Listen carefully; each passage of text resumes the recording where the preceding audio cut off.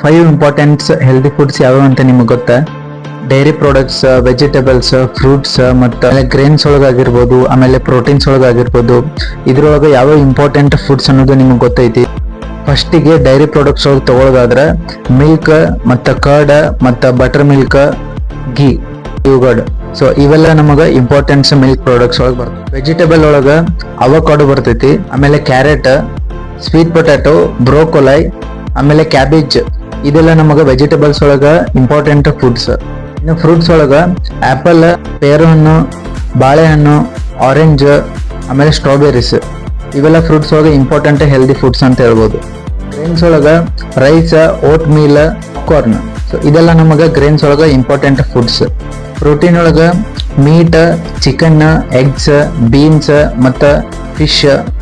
ಇದೆಲ್ಲ ನಮಗೆ ಟಾಪ್ 5 ಒಳಗೆ ಹೆಲ್ದಿ ಇಂಪಾರ್ಟೆಂಟ್ ಫುಡ್ಸ್ ಅಂತ ಹೇಳ್ಬೋದು. ಈ ಥರ ವಿಡಿಯೋಸಿಗೆ ನಮ್ಮ ಚಾನಲ್ನ ಸಬ್ಸ್ಕ್ರೈಬ್ ಮಾಡಿರಿ. Thank you.